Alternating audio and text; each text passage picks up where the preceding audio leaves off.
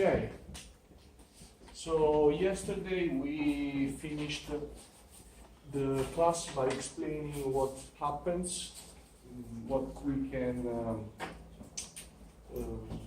how we can approximate the shape of a tethered airborne that is subjected to a triangular wind velocity. So, shall I close the door?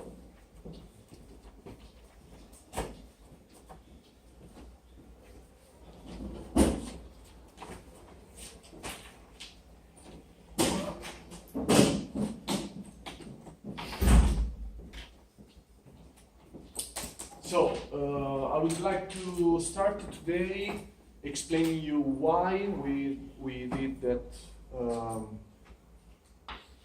that computation. So, if this is the shape of our tether, this in the middle is a straight line. The tether shape is this. So, what we have here is an angle. So if we call this omega, we have our reference system y and x, and we found out that the shape of the tether y as a function of x is 1 divided by 2 rho dk square 1 divided by 12 tether tension times diameter times c perpendicular times x to the power of 4 divided by L squared minus Lx. If we want to find this angle, omega, we can find it as the derivative of the tether shape, since this deformation, the slope is small, we assume the small slope at the beginning of the computations. So the derivative computed when x is equal to L. L is the length of the cable.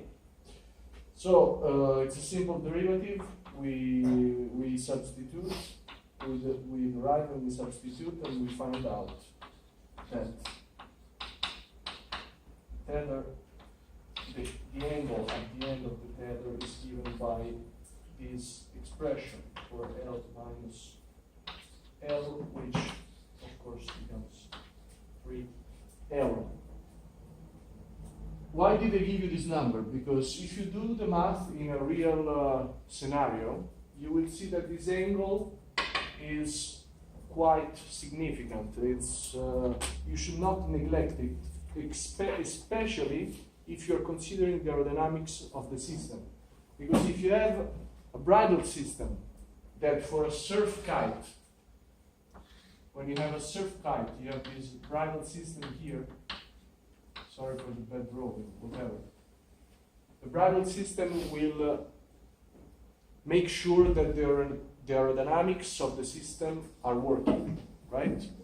But if the cable becomes long enough, this effect becomes even longer. You see the length. The deformation is directly proportional to the tether length. The angle at the end is directly proportional to the tether length. So this might decrease your performance or might even make the flight impossible.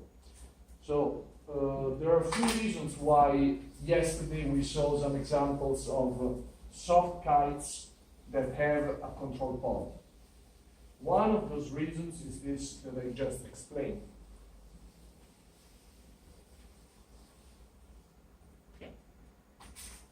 So, the second reason why you might want to have a control pod like SkySails or like Philadelphia is that if you consider the velocity triangle, remember when we drew the velocity triangle of the kite in the last classes, we said we have an apparent wind speed that is composed by the kite velocity and the absolute wind velocity. We have an angle here that we call the delta. This angle is not the angle of attack, but it is a component of the angle of attack. If you keep the geometry fixed and you change the velocity triangle, the angle of attack changes as well. So this value is non-negligible as well, especially as regards the aerodynamics of the system. So if the angle omega here was approximately, you can say in a large scale scenario, this value depends a lot, because of course, if you remember, there is also the perpendicular drag coefficient. So if you reduce this by a factor of 5, because you do some tether fairing, you might not have this problem anymore, for example. But it's better if you check, in your case, what's happening. So let's just give this reference value. In this case, the shift in the angle of attack is somewhere between 3.5 and 4 degrees. So what happens if you check the aerodynamics of the system in this case is that, of course, if you do not control in real time, so if you do not have a control pod, or if you do not do feedback loop control in a drone, for example, this is the lift coefficient. Imagine you're working here. This is your, I don't know, 5 degrees, for example. This is where you want your alpha angle of attack to point to, because here you have your optimal performance of the system. What happens if you check the equation for the square of the equivalent aerodynamic efficiency times the lift coefficient? What happens is that you might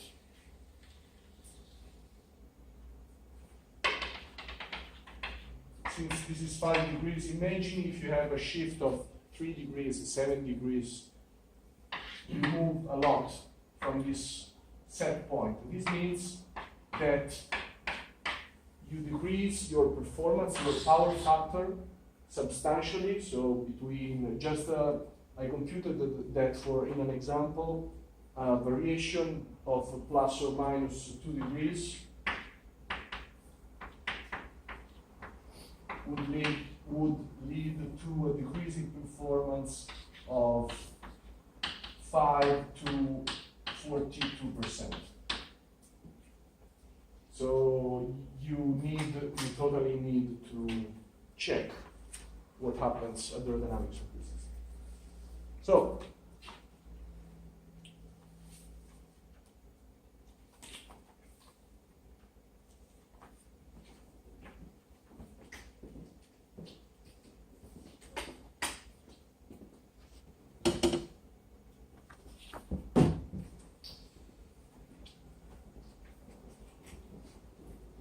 before going on with some more examples of airborne wind energy systems, I would like to tell you some more things about another topic, that is the power curve of the system. I'm not sure if you remember the first class we saw an example of power curve, or what happens in an experimental real airborne wind energy system. So let's go to the basic theory of flight jump power curve.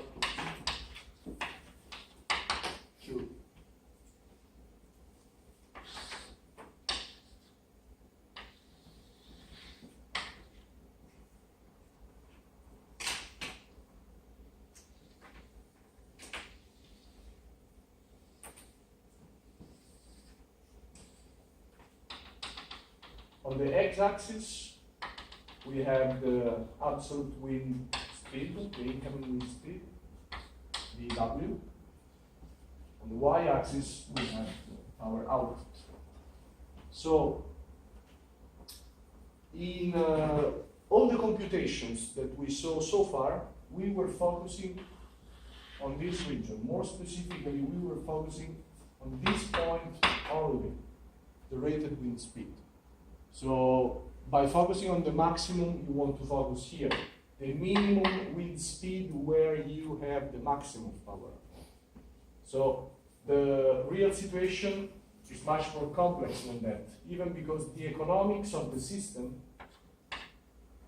is very much dependent on the overall power curve and not really so dependent on the rated wind speed alone. So you have to take account of the wind speed at which you reach the maximum, the cutting wind speed where you start producing electricity, and so on.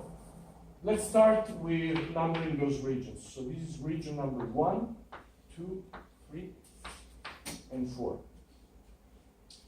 In region number 1, we have that the power output is negative because since you have throttle on board, since you can use your generators as motors, you can fly no matter what the wind conditions are in theory. So you can even go below 0 as a power output. Of course, in this case, you want that the tether tension is set to a minimum, T minimum set point. Region 2 is a cubic function of the wind speed. So in this region we have unconstrained, I will write it here, unconstrained flight, and it's a cubic function. Here it's linear.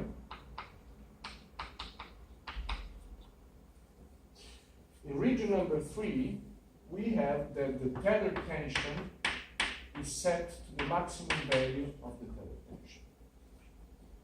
And finally, in region 4, we have that the power output, so we have that the tether tension is the maximum tether tension, and the power output is the maximum power output.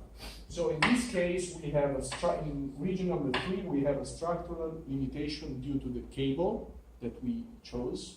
In region number 4, we have the structural limitation due to the cable and the output limitation because of the generators.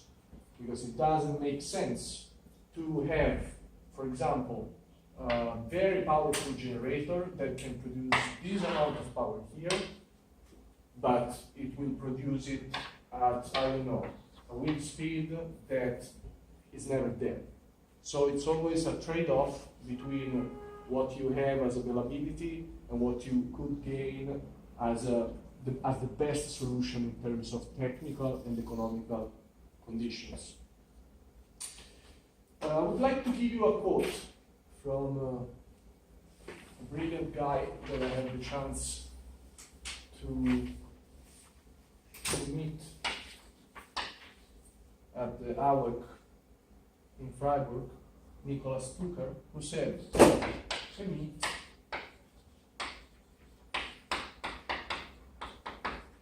is in region 4. Okay, so this means that if you, when you want to compute the energy output of your system, and this means the economic return, what you can sell eventually to the grid, you have to multiply your power curve times the availability, the frequency, the statistical occurrence of the wind in that site you're installing the plant. So if you have a wind distribution that is like this, for example, this wind here, this is the wind, and this is the power. This wind, you will never use it, because your plant works at below 0 power output, so you don't want to switch on the plant here. This wind here, you use it, but very little, you see, because your power output in this case is low. Here you get the multiplication of these two curves, which are not drawing, otherwise this drawing becomes not readable anymore, and so on. And this wind here, this power output will never be achieved in this example, because you almost have no wind, there is almost no time when you have this kind of wind at this value. Is it clear? So, the meat is in region 4. What does it mean? You have to focus in getting your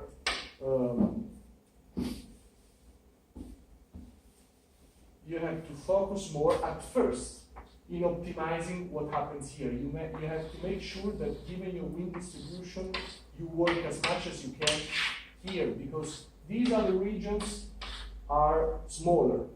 This region number 2, unconstrained, where we focused all the time so far, it's not the point. The point is here.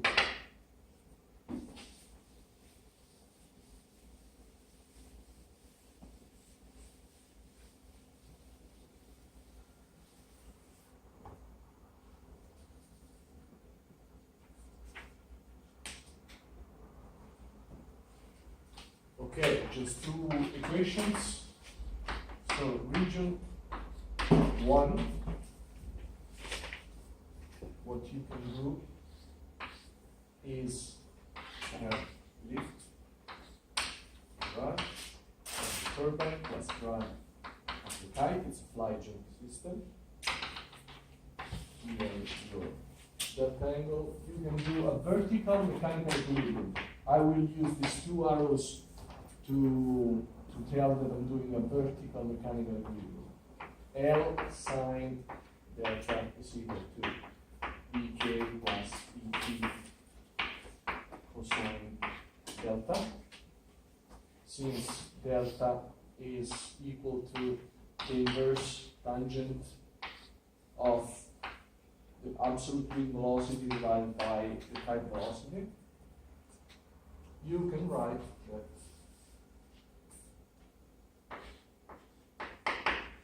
L sine of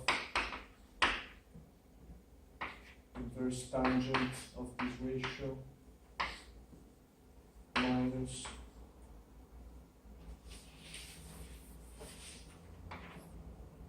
dk cosine inverse tangent of this ratio is equal to, so here there was a bracket. I deleted it, but I have to put it again. Equal to the drive of the turbine times cosine the inverse tangent of the velocity magnitudes. Since you can say that delta is small,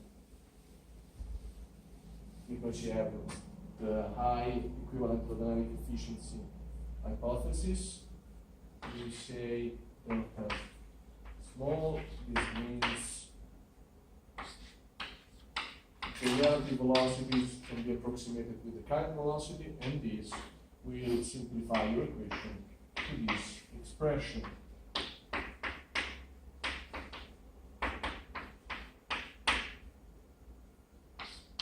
We have that the power, we can write that the power is the drive of the turbine times the apparent wind speed, and this means drive of the turbine times the kite wind speed.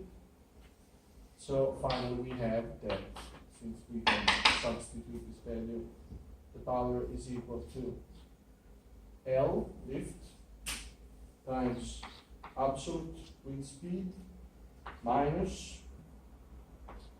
dk times dk.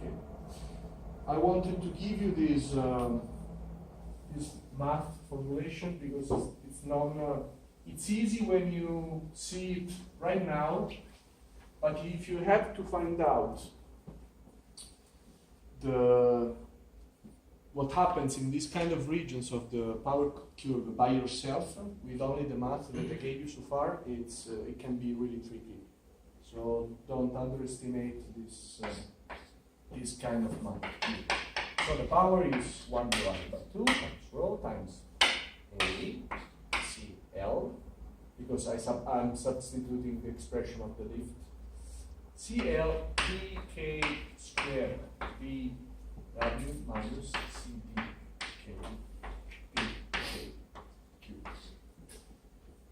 we didn't do the math step by step, but I just wanted to give you this reference. This is equation 28.2 of chapter 28 of the Airborne Wind Energy book, 2013. This is the book where I took some of the math from. So, since we have that in region 1, the force is equal to a minimum force, tether force tension is equal to a minimum tether tension, we have that since the tether tension can be approximated with the lift force,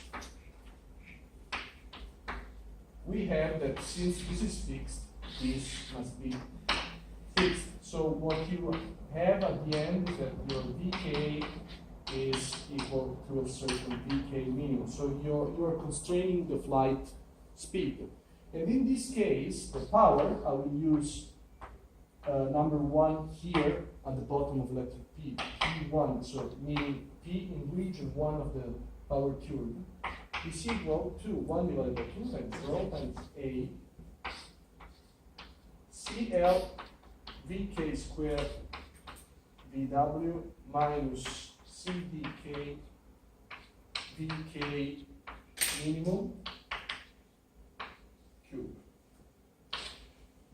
Why am I telling you this? Because this depends linearly on the wind speed. So that's why region number 1, when I drew the plot before, was drawn as a straight line. Let's go quickly to region number 2.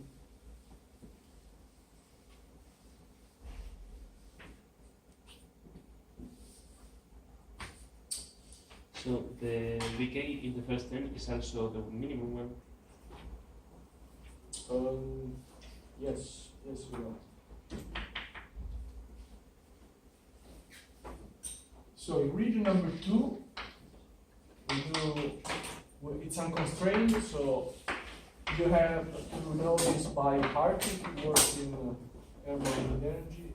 1 divided by 2 times rho times A times Vw cube 4 divided by 27 equivalent for dynamic efficiency squared times CL. Tether tension in region number 2 is 1 divided by 2 rho Vw squared 4 divided by 9 equivalent to dynamic efficiency to the power of 2 times the lift coefficient, again times straightforward, directly from the models that we already drew. Then finally, region number 3, what happens is that we have a tether tension that is constrained to the maximum, right? And that maximum is starting from this unconstrained equation, so is the upper boundary of region number 2 and is the lower boundary of region number 3. You have 1 divided by 2 times the air density times the wind, the absolute wind speed. I will use letters R0 to indicate this value where you have the maximum tether tension. This wind speed is squared again, 4 divided by 9, equivalent to dynamic efficiency squared times CL times A. So you can find your wind speed as the square root of the maximum tether tension, which is a value that you know by your structural design, divided by 1 divided by 2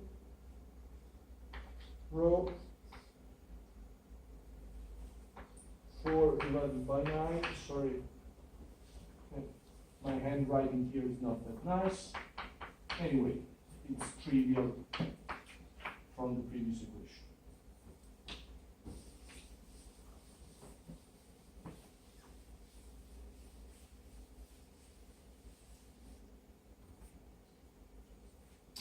And the flight speed, which is this time maximum, becomes square root of tether tension divided by 1 divided by 2 times rho times A times CL, because you have again a constraint. This comes from the expression of the tether force.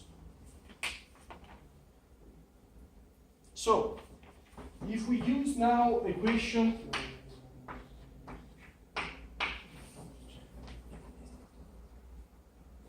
did I miss something? No. If we use now equation 28.2, which I marked before, we have that the power in region number 3 is given by this expression, 1 divided by 2 times rho times A times the maximum flight speed square times lift coefficient times wind speed minus CDK VK maximum. Okay. Now you can substitute the value of T max here in this expression. So you want to have the power as a function of the maximum tether tension. This is convenient, and you have that the power is equal to T max times wind speed minus square root of T max CDK square divided by 1 divided by 2 times rho times A times CL cube. I skipped 2 math steps, but they're very easy. You just have to substitute the expression of the maximum tether force. This formula might come handy if you have to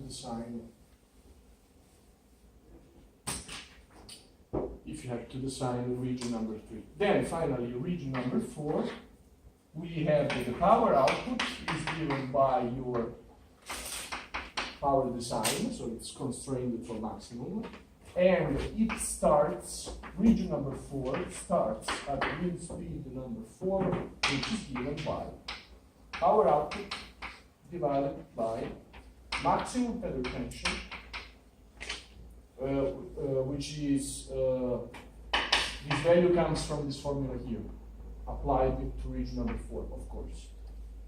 And wind speed, times the square root of tether tension maximum, CDK square, and 1 divided by 2 rho AC cube. Okay?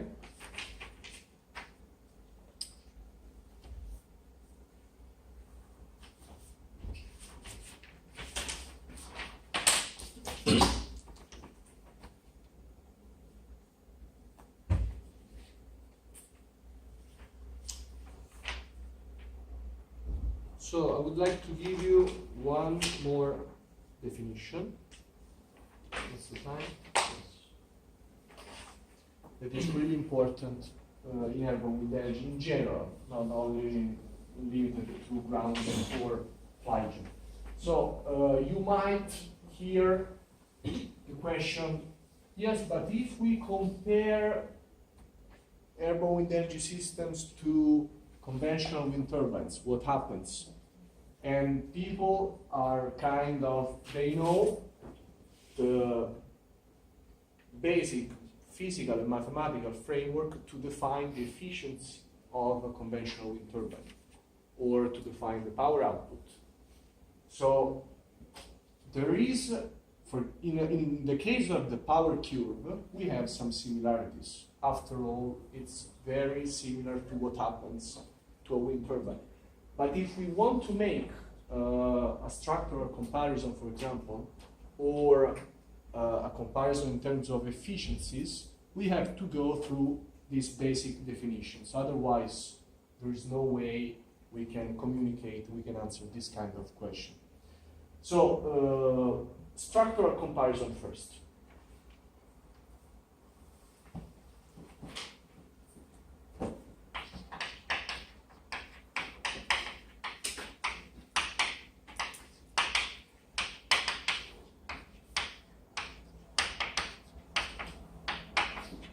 are airborne wind energy systems versus wind turbines. So we said at the beginning of the of the introductory class that the airborne wind energy systems in general, they have a big advantage from the structural point of view. And that is for sure true. Because if you have a wind turbine and if you have an airborne wind energy system, you have no tower, no foundations. So no doubt about this. For example, in a large scale wind turbine, 2 megawatts, this, if I remember correctly now, I invited you to check, but this is 300 tons of steel for the tower and 700 tons of concrete, and will be easily substituted with something in the order of 1/10 to 100th of this value. So there is a big advantage. However, I would like for the moment to focus on the blade. Let's make a comparison on the blades only. This is useful when you want to understand the very, very basic theory behind airborne wind energy. So, according to Lloyd's model, we wrote that the velocity of the kite at the Lloyd optimum was, who wants to tell me, someone, does anyone remember this value, the velocity of the kite? Velocity of the wind times 2/3 equivalent aerodynamic efficiency. Very good. Tender tension is 1 divided by 2 times rho times apparent wind speed squared times CL times A. And therefore, we have that the power output is the usual expression, 1 divided by 2 times rho times V wind cubed 4 divided by 27 E equivalent square CL A. Okay, we want to define now, let me draw here. We want to define now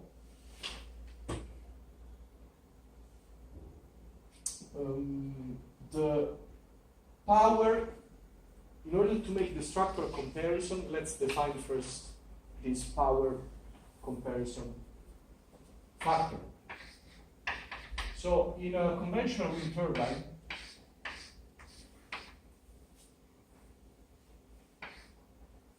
the power is measured with the power coefficient. The power output is measured with this coefficient, which is defined as the power output of your system as divided by the wind power density times the area of the rotor. So you have to refer to this area, right?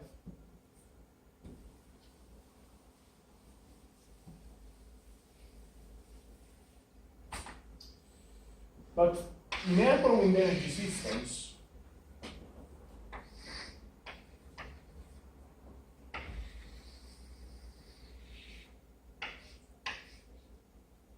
the area you're referring to, if you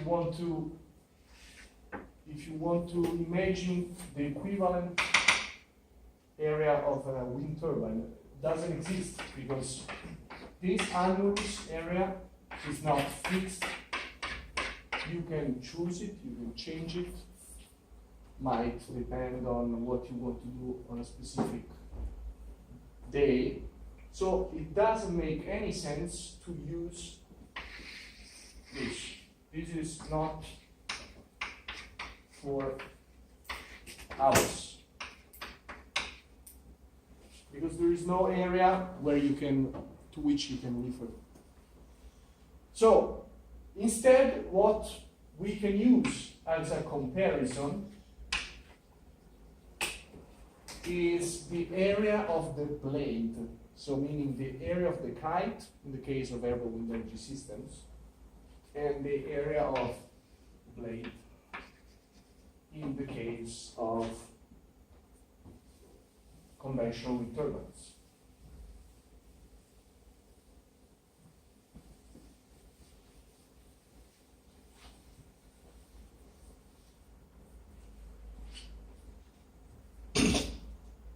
So let's define a different power coefficient. Let's call it, because this is not a power coefficient, let's call it zeta factor. And this is defined as the power output of your airborne wind energy system divided by 1 divided by 2 times rho plus u times velocity, wind power density times area of the kite. This time. So instead of area of the rotor, we use the area of the kite.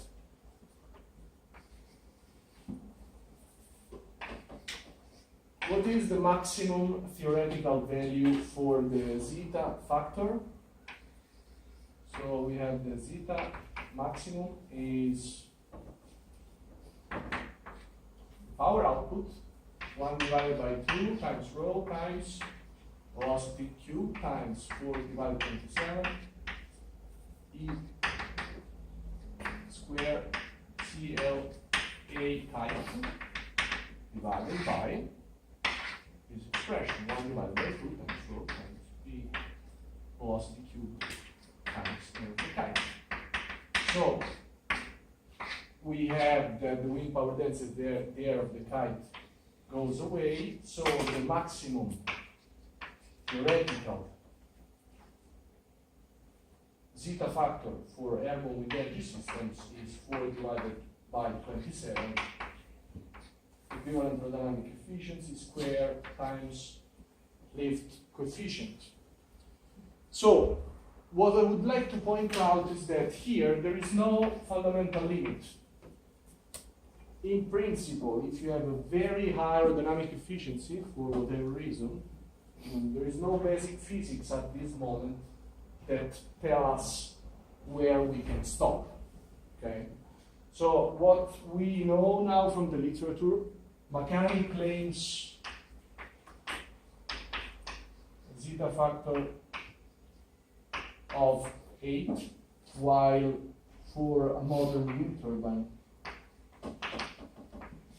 we have that the zeta factor is 5.5. This was the value that they gave for their small scale prototype.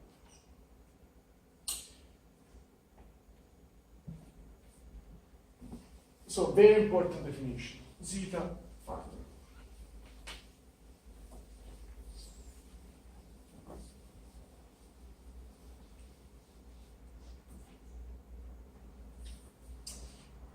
If we want to use another kind of measurement for the efficiency of airborne wind energy systems, we can use the power per unit wing area. So how many kilowatts of power output we have for 1 square meter of wing area. And it is reasonable to expect 40, 60 kilowatts per square meter, even though so far only 6 kilowatts per square meter were achieved. So this is where we are now. And this is where we hope to get to as researchers someday.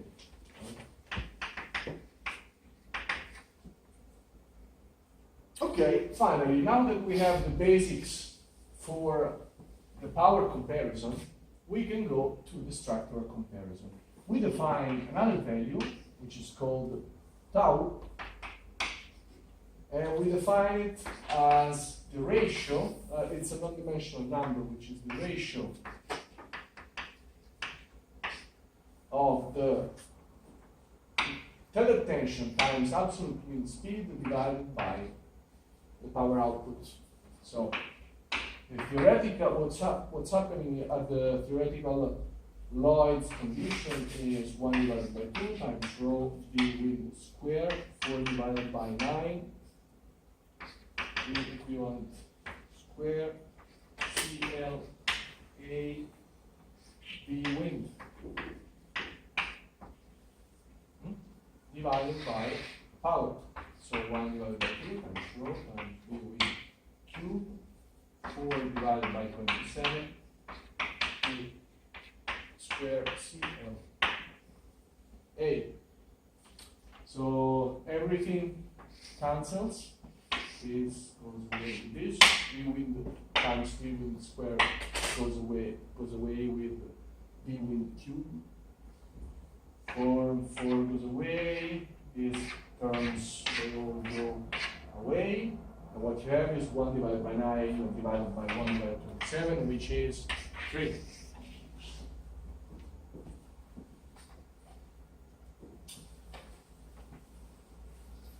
So this number is a kind of ratio. If you look at its expression, this number 3, it's a ratio between how much structure you need and tensile tension. It's a force, it's a non-dimensional force with respect to the power output that you're achieving.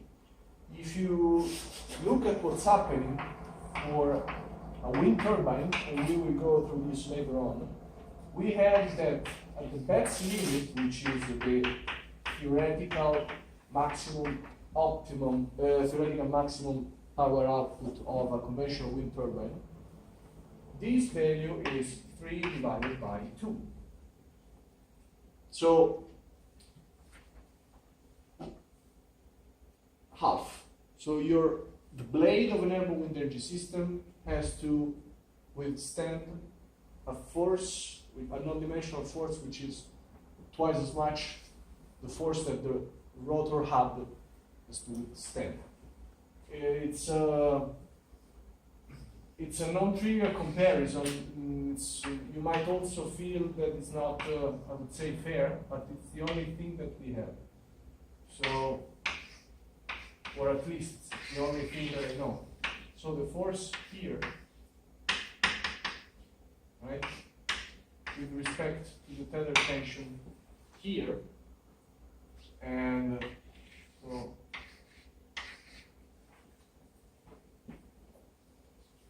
all divided by the power output, so non-dimensional numbers. So, back to the initial discussion. The very big advantage here and here, pay attention because the blade doesn't have that advantage. But, if you have a bridle system, for example, this discussion is purely theoretical. If you have a bridle system that for some reason, like a rammer kite, sends to 0 your inner bending moment, your structural bending moment inside the wing, in that case, who cares about this non-dimensional number? Because your structure is extremely light anyway, right? True.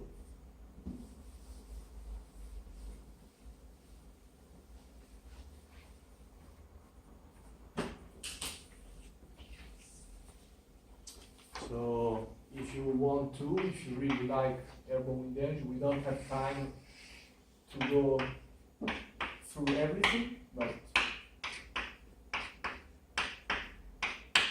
this is the blade of a wind turbine. So you have a certain bending moment, or a certain velocity distribution of the relative wind flow. This is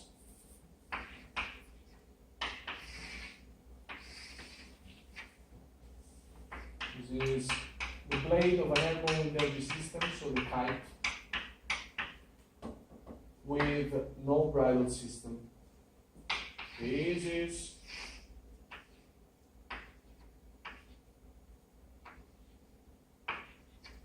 is the same airborne wind energy structure with 2 bridle attachment points. So you might want to try yourself to see what happens to the inner bending moments in these kind of situations. Because, of course, the theoretical definition that we explained so far is absolutely not enough to explain the whole story. Okay, let's move on let's continue with the classification of airborne wind energy systems and the examples, but first we can have a small break.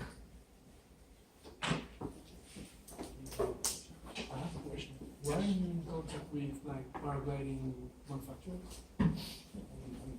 If am I in contact with I paragliding? mean, Community in general? yeah.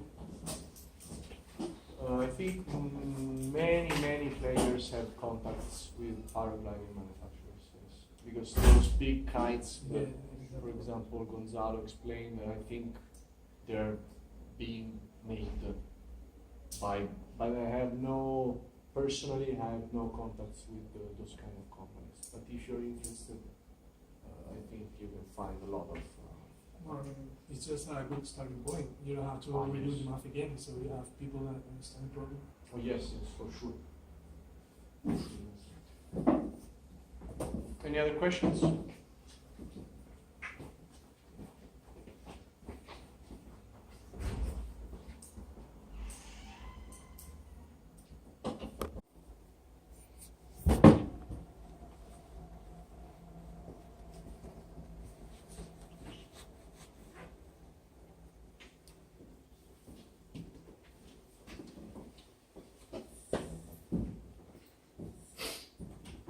Okay, let's continue from where we stopped last time.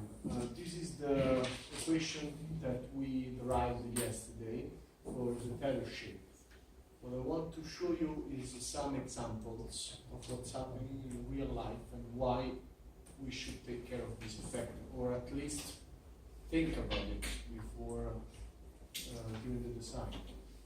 This is a picture from Sky Power Systems. We discussed their system yesterday.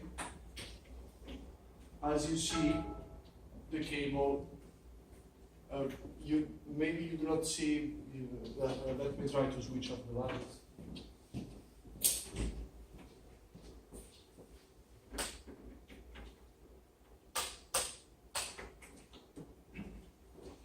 As you will see, the cable is anything but a straight line. And it looks really similar to the theoretical deformation, although this starts to be not so small, so the linear model that we derived might not be so accurate. This is another example, a picture from Makani's website. It's remarkably close to the theoretical definition. This is not a scientific validation, these are two pictures, but yet there is no, at least not that I know, there is no literature work on this, even though it's kind of tough to measure the deformation of a cable for an airborne wind energy in real condition, even because it changes a lot. So, what's happened, because we neglected everything. We neglected the gravity, we said small slope. It was a basic, very basic differential equation. So what's happening if you include a different air density, for example? Consider the fact that as you go high, air density changes. So the incoming aerodynamic force is different along the length. Or what's happening if you consider gravity? Well, the answer is that you can at first neglect those phenomena, because if you enlarge the deformation, this is the Y cable that we defined when we did the equation, this is X cable that we defined. So as you see, negative, because the force comes from the top, negative values. So mainly the range where you can expect the gravity to affect your phenomena is small comparing to the aerodynamic force induced, the deformation induced by the aerodynamic force.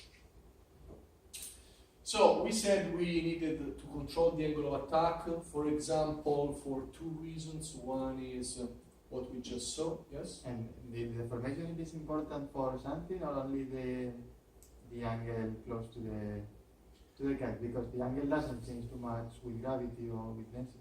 Yes. Well, I didn't do that kind of math, but I would expect these are, as I said yesterday, these are just this is my personal view of the field after 5 years, but still this is research, so it's not when you study how to build a building that is 200 years rock solid truth. This is still research open questions.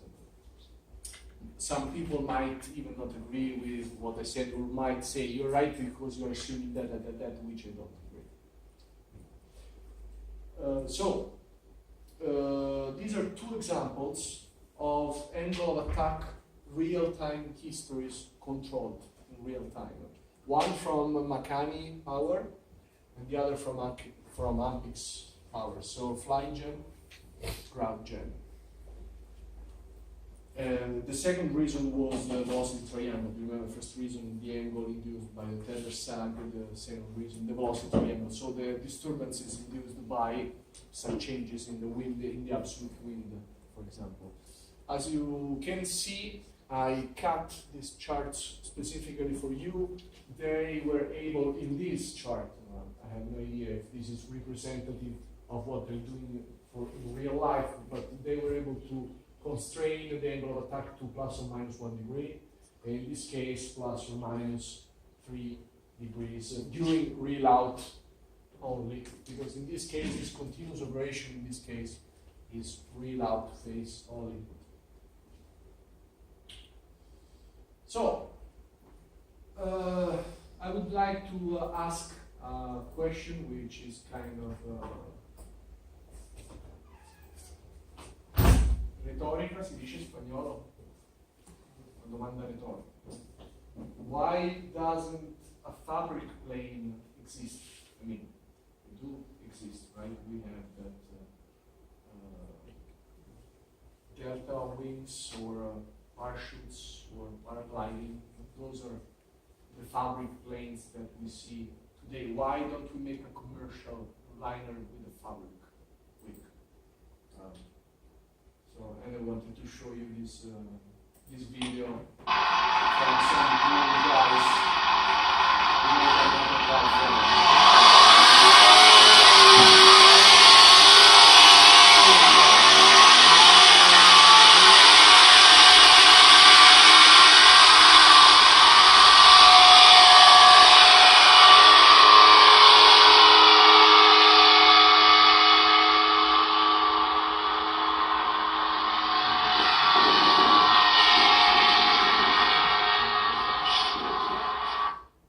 They didn't show how they landed, but I find it funny.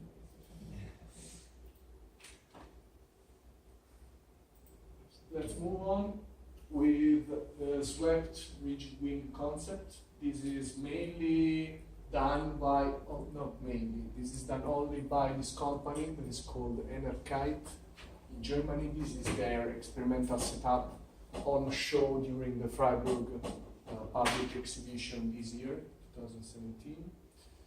It's a remarkable piece of engineering, although of course it suffers as all ground gen systems. This Airkite is a ground gen system, so they also fly kites, and as all ground gen systems, it suffers from the challenge of automatic takeoff and landing. So they have this concept, which I haven't seen working. I don't know if they ever did it, and of a rotational arm that pulls this wing, and they have an animation in their website.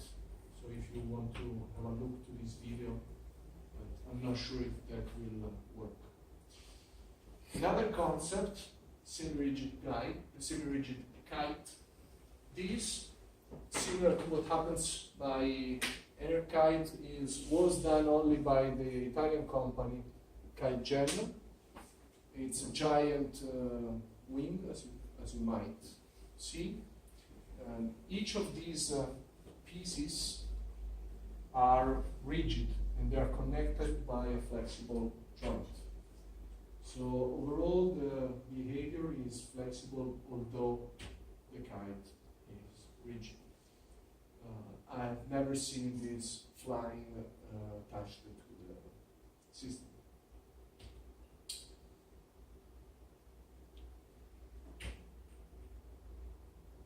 Let's go on with ground gen drone with takeoff motors.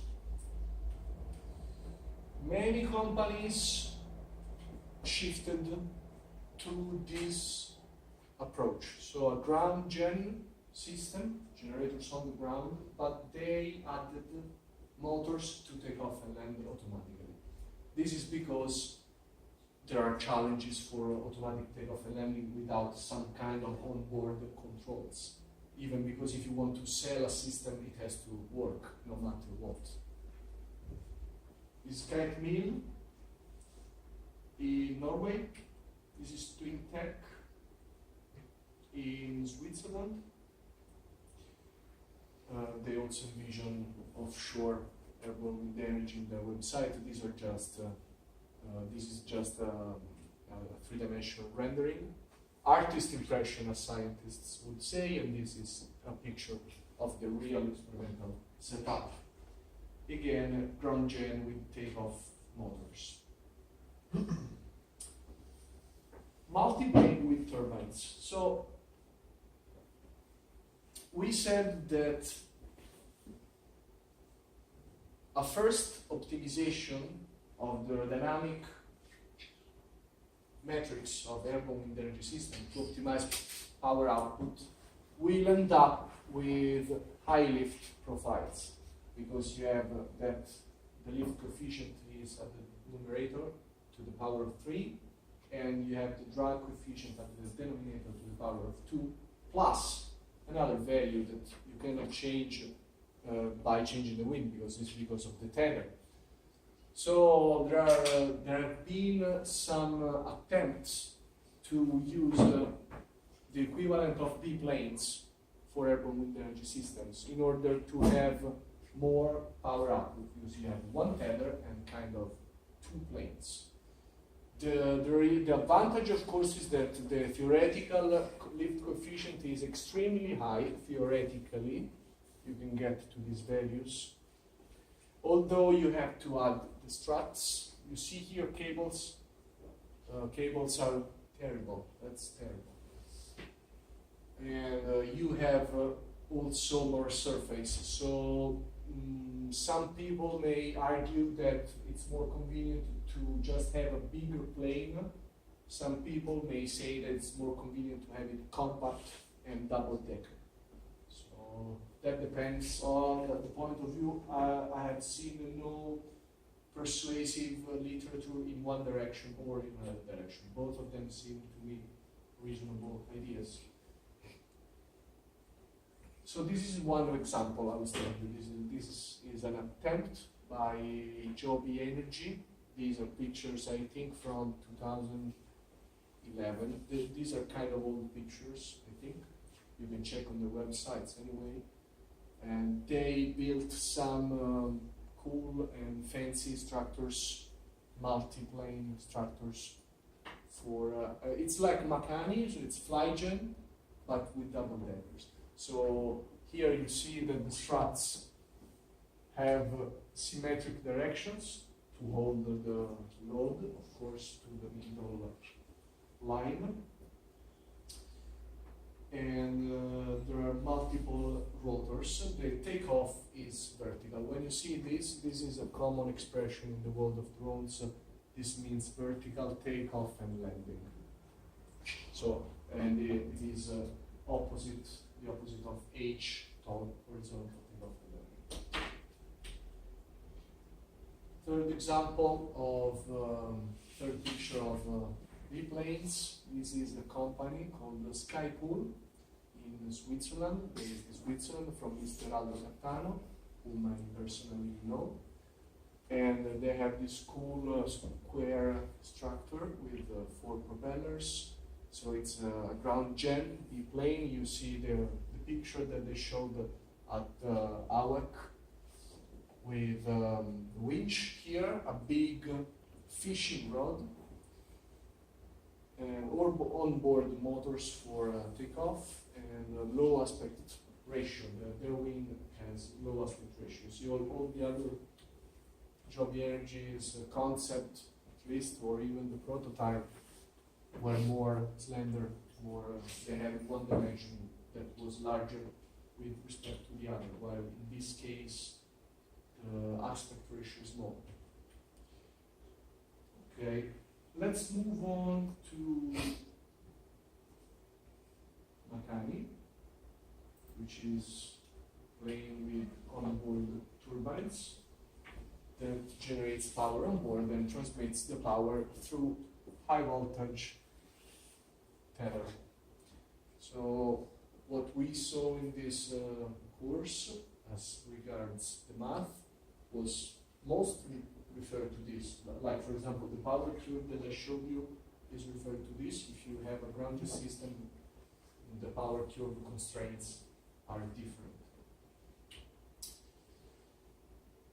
I usually don't like to give these kind of numbers because they tend to be changed a lot over time. They depend on a lot of assumptions. But since this team did anyhow anyway did a remarkable engineering work in these years, and since they always pay attention to the number that they give, I would like to give you the numbers that they report publicly as a reference. So this is the Wing 7 specs. Rated power output is 20 kilos. If I remember correctly, the wingspan is 8 meters. The full rated power wind speed is 10 meters per second. You remember yesterday I said many people would use 12 meters per second. In this case, it's 10. So this is better, of course, than 12, because having a lower rated wind speed meaning having a higher capacity factor. And in the market today, the capacity factor is the leading driver for innovation. So all wind turbine manufacturers would like to increase not only, of course, the power output, because that is always welcome, but also the capacity factor, because since, as we discussed in the introduction to renewable energies, intermittency is and will be a big problem for renewables in terms of economics. Having a higher capacity factor, so having a plant that can work many hours per year, is a very big competitive advantage. So, and of course, one of the claims of the Airborne Wind Energy community is that we can have higher capacity factors because we have higher winds, more powerful available winds. Operational altitude range 40 to 110 meters. This is just one of their planes. I think they have many. For example, the power cube that I showed you last lesson, where there were two colors, and I don't think you remember it exactly, but this was because they published the values for two different planes on the same chart. The circling radius is 40 meters. Let's move on to the wing. We said 8 meters, wing mass 60 kilos. Carbon fiber spar and carbon fiber skin generation system for brushless DC motors.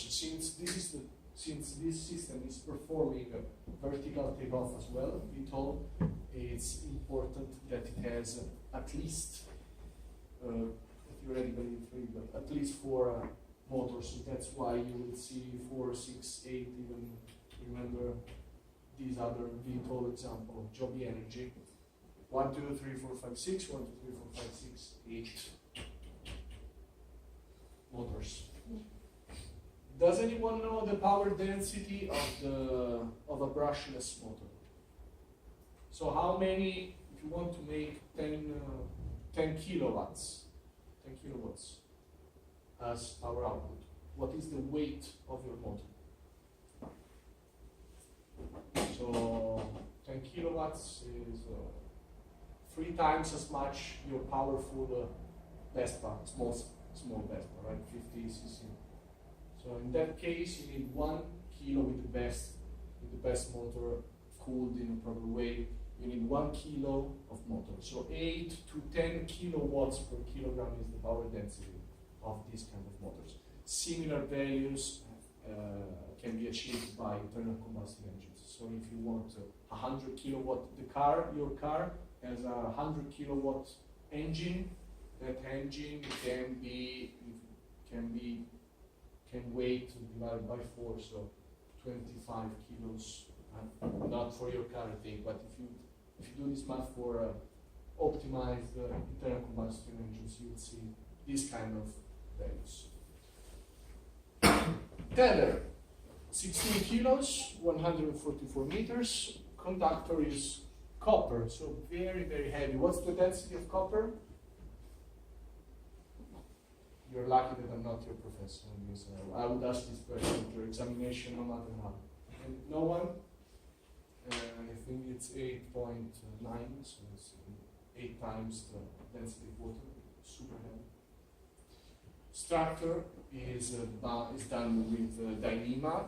When you see Dyneema is a commercial brand because they have I think it's a kind of monopoly. I'm not sure if it's a monopoly or so, but it's ultra high molecular weight polyethylene. So each molecule is composed by has a molecular weight of, I don't remember exactly, but it's really, really high. I don't want to tell you something wrong, but I encourage you to check this on the internet. And the difference with other polyethylene ropes, which are cheaper, is that it's just the length of the molecular chains which are bonded together. And the Dyneema, have you tried to hold a piece of Dyneema with your hands? Have you had the chance to touch the Dyneema rope? It's extremely smooth. It's, you cannot glue it. It has very low friction. It's super. It just slips to your hand, no way. And of course, it doesn't make you any dirty. It's just that these chains are so long that the macroscopic effect is low friction. This might be a tricky. This might be tricky when you want to build an Airborne Wind Energy system. Voltage for this kind of system is 1.1 kilovolts. Today, the videos seem to be working, luckily. Let's switch on.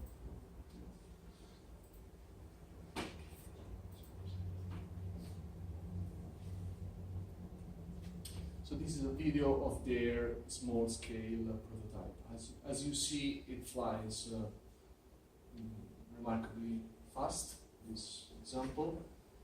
I don't know the wind speed in this case, and it's hard also to check. And now it stops transition to reeling phase. Now their ground station is reeling back the cable, and the Airborne wind turbine is coming back.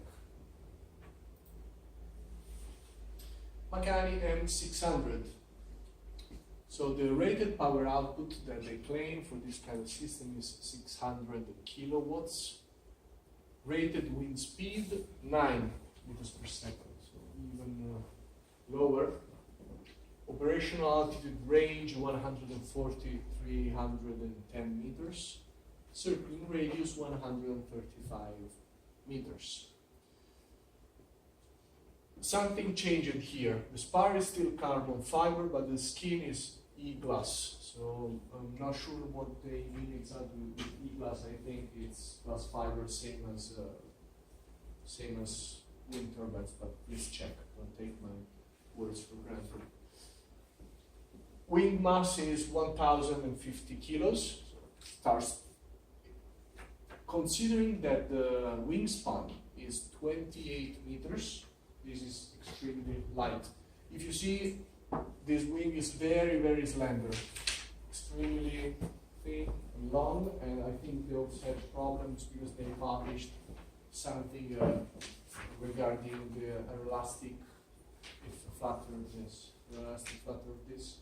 So, and they changed the design. The last that they show now is a bit thicker. 8 motors this time. The tether is 440 meters, 250 kilos. The conductor is aluminum. If you do the math, you will see that the weight of the tether, the aerodynamic effect of the tether, if you remember, decreases with scale. So the bigger your plant is, the less important the aerodynamic problem from the tether becomes. However, the weight of the tether is a problem, especially at very, very large scale. If you do the math, it scales in an adverse way. So having aluminum instead of copper is, of course, recommended, especially at higher scales. Structure is photovoltaic carbon fiber, and the voltage is 8 kilovolts. So it's this is medium voltage. It starts to be even 1 kilowatt. And these kind of systems are dangerous also from that point of view. It takes a lot of money to make it happen, but money shouldn't stop you. This is another picture. You see the slender structure, super slender. The tower is remarkably big, even though it's nothing compared to a wind turbine. And this is the second model I was telling you. You see this is a bit thicker. Again, the wingspan is 28 meters. It's a beast. It's a giant truck that is carrying it here and there. And as you scale up, things become very hard. There was a presentation from one of those Makani team members. They're very, very skilled people. And in one of those presentations, they said that at small scale, everything is easy because you break something, you build it, you break it, you build it. Here, if you just have to move it, you need a lot of people, a truck, and if you break it, it takes you months to fix what you broke. So this is a long process. Whoever claims that Airborne Wind Energy is coming at large scale in 2 years, don't buy it.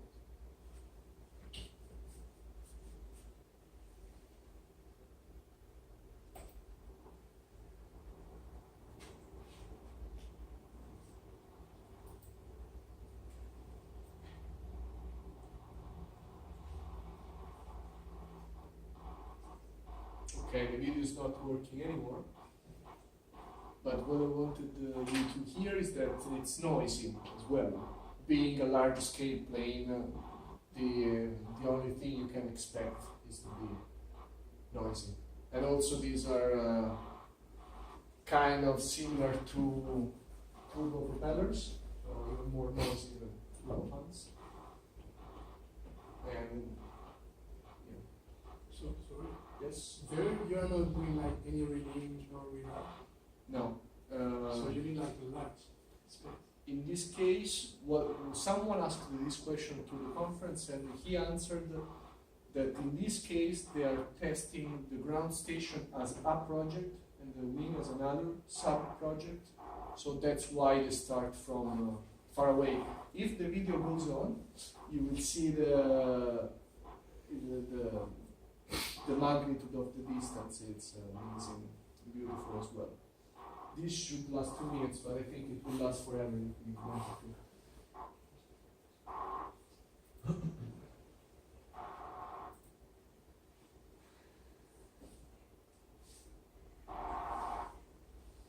See, so it's kind of far away.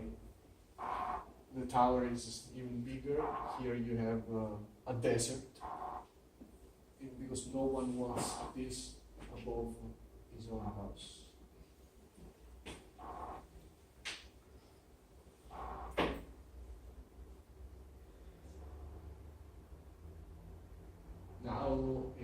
went up, all the way up. This is taken from the ground station. And now it starts to rotate.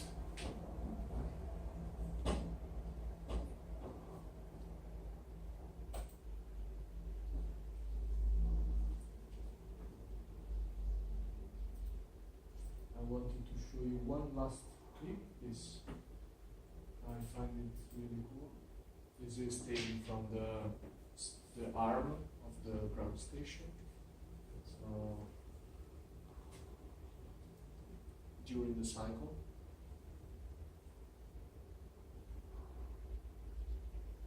Well, it's a pity that it doesn't work. Anyway, this is a cut that I did from this video. So if you want to check it out later on, you can always do it. Because it's a long video. It's 36 minutes.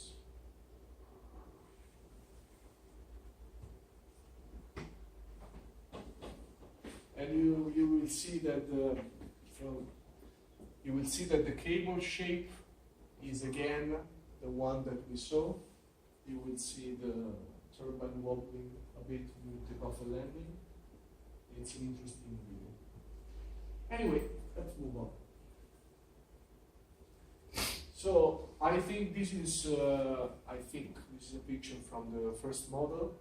You will find these pictures at this website. As aerodynamics engineers, we know that it's critical to have a rotor that should work as a motor and as a generator, because you can optimize the aerodynamics of the rotor to be either one or the other one. Of course, they can perform both functions, but generally they will not be optimized for any of those. So just keep in mind that you have some criticalities, some big criticalities here, and it's a lot of research as well. You see this profile? Extremely thick. Extremely thick. Again, this is because the high lift is something that will come out from your optimization. They published, at a certain point, they also published this picture, which I found interesting, because what they have now is a symmetric plane with a non-symmetric bridle length. So if you look at what they have now up here, they have the bridle, the left bridle and the right bridle have different length. So that is not triangle isochron, that is non-symmetrical, because they're always flying the same circle, right? So it makes sense not to have something symmetrical. The goal is to continuously turn. So we want to design it to do that. So they also published, but I'm not sure if they ever built it or tried it somehow. They also published this figure of non-symmetric plate. So left wing and right wing of different lengths. This is only on paper. This is what they claim as their first product. If you ask them if the M600 is a product, they say no, that is not yet a product. So what they want to do is increase the size a lot. So 65 meters wingspan. So say the A380 is 80 meters. How much is the wingspan of the Airbus A380? You know? The biggest commercial plane ever. Whatever. Anyway, this should be extremely light, because you have positive effects when you scale this up. So rated power 5 megawatts. Again, rated wind speed 9 meters per second. Cycling radius 265 meters. So big, right? Range goes up to 650 meters. Weight 10 tons.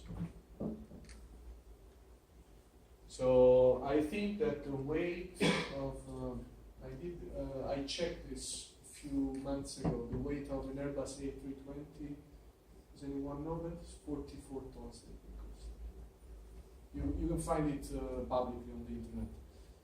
And but since this is a full scale plane, but you have to take away all the components for people.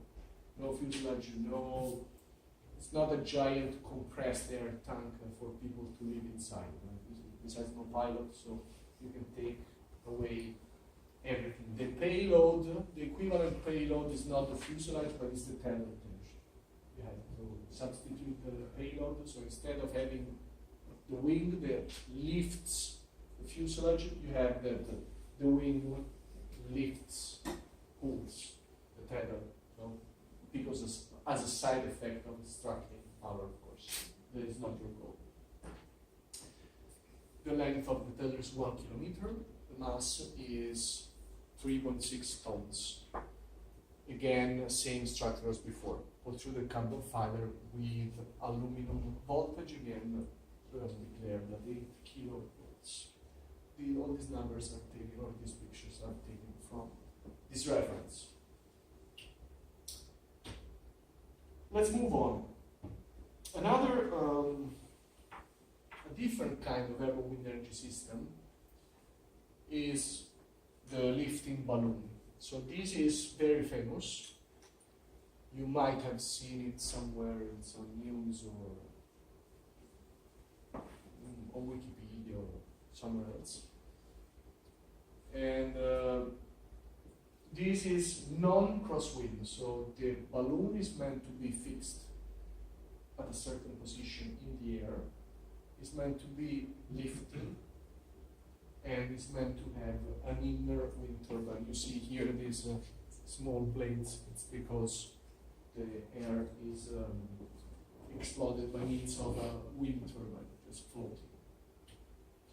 So this is the prototype from Airborne Energy.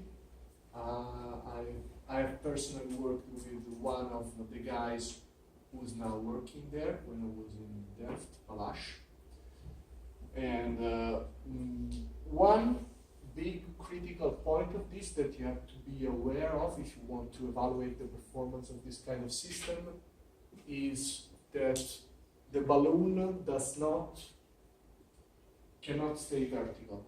There is no way for this, because if you have a wind turbine, you have an aerodynamic drag, because you want to slow down the wind. So if you want to slow down the wind, you need to have a certain aerodynamic drag. So you have to compensate, because if you have no lift force, if this is imagine this is neutral, you have that your balloon goes all the way down to the horizon. So your high altitude becomes 0 altitude. So you want a balloon to have lifting capabilities, either aerostatic or aerodynamic, as they did, which is kind of a smart idea. So, indeed, this is a conventional wind turbine lifted by a balloon. A typical value for a blowdown angle, you might think the blowdown angle is the angle from the zenith, so it is 30 degrees as a typical value. And they are famous because they were also mentioned in an interview about airborne wind energy systems with Bill Gates, when he said airborne wind energy has a 10% chance of being the magic solution that we need. Good job. Generating quadruped. This is another concept from different teams. This is an experiment from Mr. Brian Roberts in Australia in the 80s, I think.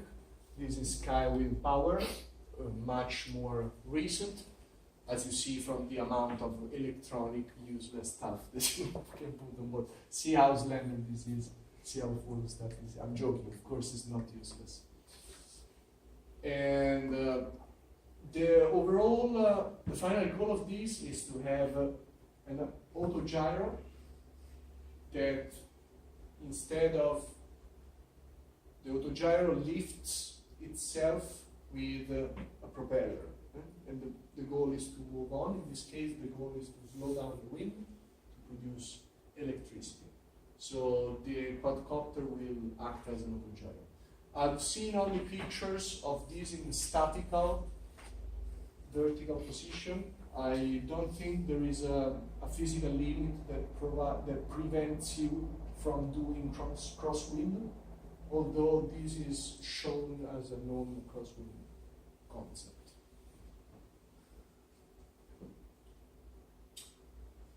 And let's move now to rotokites. A rotokite is close to what we just saw, but it's like having two kites attached to each other, rotating on the same spot. So this is again kind of non-crosswind because you have that positional role is fixed. And the goal of this prototype would be to again achieve higher altitudes with respect to wind turbines. This is a picture from our 2017 team of Mr. Professor Moritz. Rotokites. Another example. This is an artist impression from Mr. Gianni Vergnano in Italy. He makes delicious wine. So if you want to, I know you have Spanish wine, but if you ever want to do the math for this, you have to refer to a very important Spanish analyst, Mr. Sierra.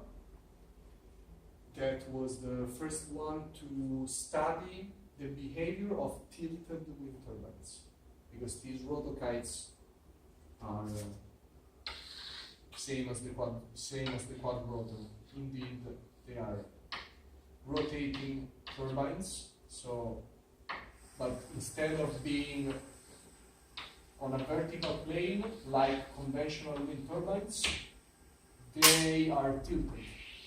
So there is an angle here. So this changes the performance, of course, of the rotor, because you have the area is projected. You are not. If the wind comes from the left, here you have this area. You are getting a circular cross section. Here, not anymore. You're getting an ellipse. You have a sine phi projection, a cosine phi. Anyway, moving ground station. You remember yesterday we said there is also another totally different kind of airborne wind energy system that has a moving ground station. This is a prototype from I think former NTS. I'm not sure if they're called anymore NTS. And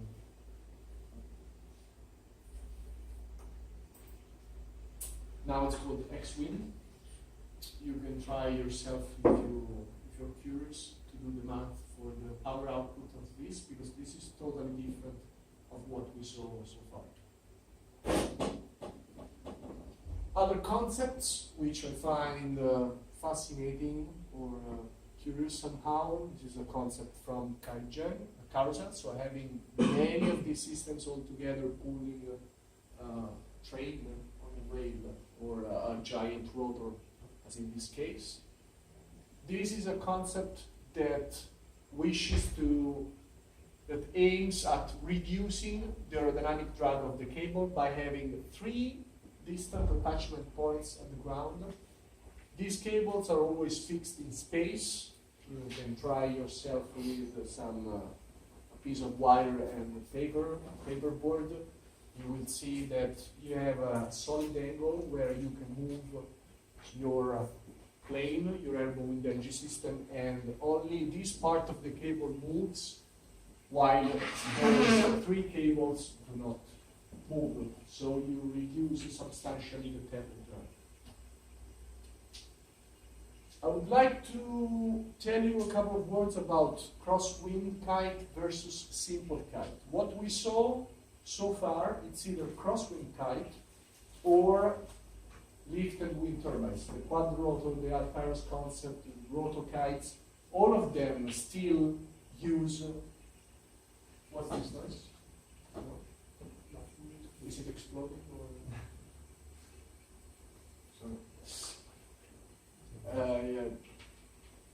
still, a wind turbine uses the lift of the blade, right? The aerodynamic force you always want to use is the lift. And in simple kite, you might use lift or drag. Anyways, what we saw so far is not, strictly speaking, simple kite, because simple kite is something that was defined from Lloyd again in 1980, and it's this. This is a side view. You reel out this way by keeping the position of the wind window stable. So you lift your kite, you take off your kite surf, you let it go up to the edge of the wind window, that still pulls. You reel out, then you depower it, you reel in, reel out, and reel in. This is called the simple kite mode. If you want to check Lloyd's paper, crosswind kite power, you will see that the theoretical power output is 2 orders of magnitude less than crosswind. And this is why we did not talk about it. And of course, if you want to see it from the point of view, now let's see it from the wind speed perspective. Let's look at this picture from this view. What you see is, if you have a kite in simple mode, you have this swept area. That's it. You are getting kinetic energy from this area. This is the wind coming through this. In this case, well, okay.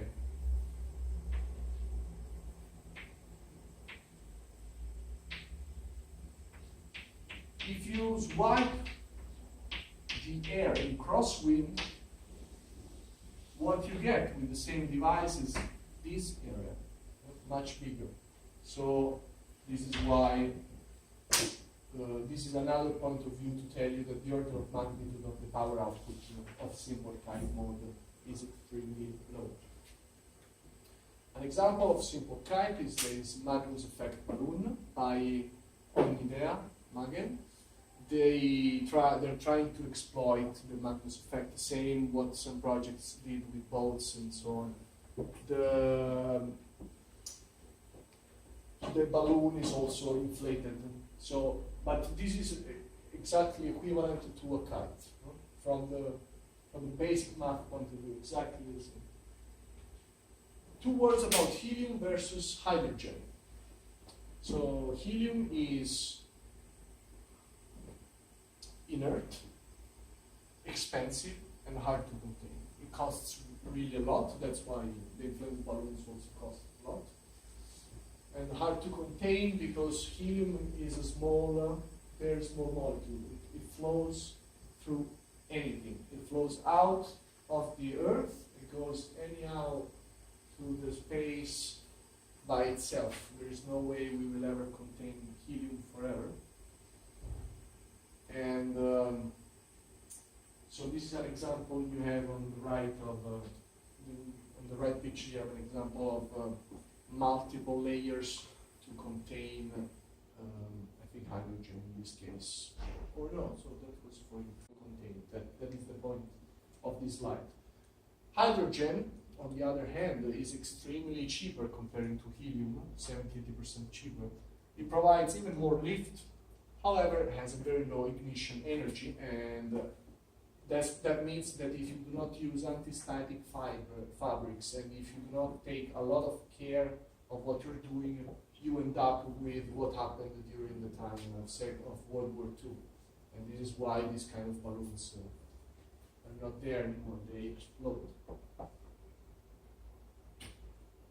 And a couple of words about hot air. You can do a hot air balloon, but it requires power and provides much less lift.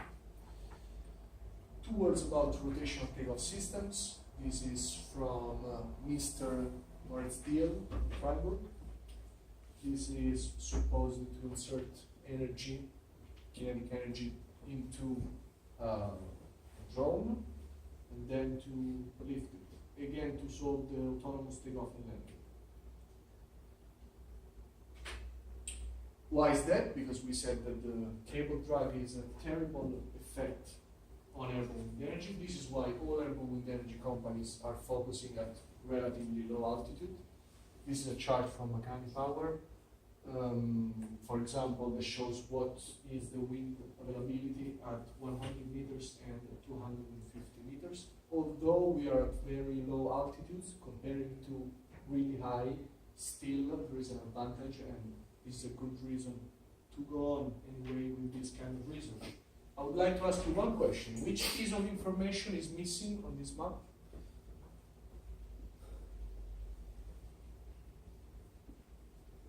Does anyone remember the charts about wind speed that I showed you during the introduction? The percentile? Percentage. Exactly. So this is useless. Well, no, it's not useless. Assuming that they are consistent, it gives a difference, right? But then cannot use this. Multiple drone airborne wind energy systems. This is my research focus today. I would like just to introduce you. Of course, this is even more in the future than everything we saw so far. But it's good that you know that there is this line of research open. I'm not the only one anymore working. Actually, there always been the interest of Professor Moritz Thiel, and then some other teams joined us later on. This is a patent from 1976. This idea, as you see it, like this, first appeared in 1976, so it's super old. No one ever tried to build it because since it is hard to make one fly, imagine how hard it is to make two fly, isn't it? I personally do not think so. I think that it's even easier to make this kind of system. That's why I'm working on this. So the idea is to have two drones flying in a circle, so flying at diametrically opposite positions, following the example of round-the-pole flight. Does any one of you know round-the-pole flight? It's a game. It's an old game with modern scale planes with people going around like this on a circular runway, and they have this plane that does very cool tricks.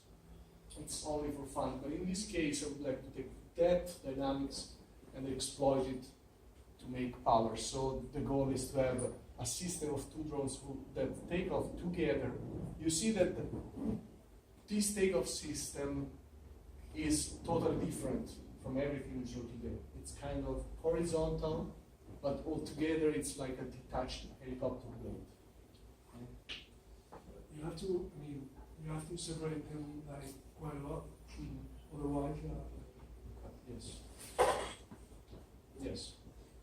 You should separate them quite a lot, and I think that is the optimum. You have some trade-offs if you do not. I agree. And finally, the production phase is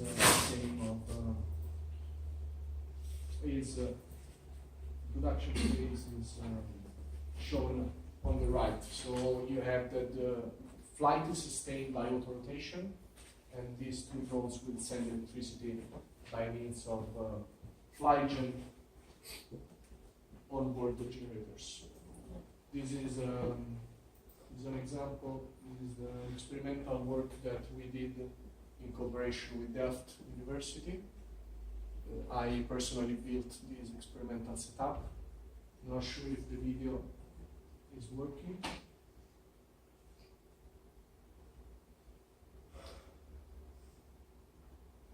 Not really, should have already started. Anyway, well, it's working fine. This is a fully automated sequence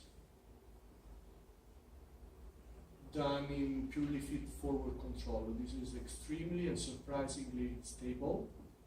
So I personally think that this is a very good advantage of this kind of takeoff systems. The ground station is totally passive. It's meant only to do the measurements. So if you add many drones together, you can predict what's happening in the overall system because you can study the behavior of one. This is the goal of this experiment. So, as I said, remarkably stable and predictable, even though it took me many months and days and months to get it right. I think we can stop for today. And if is there any other question?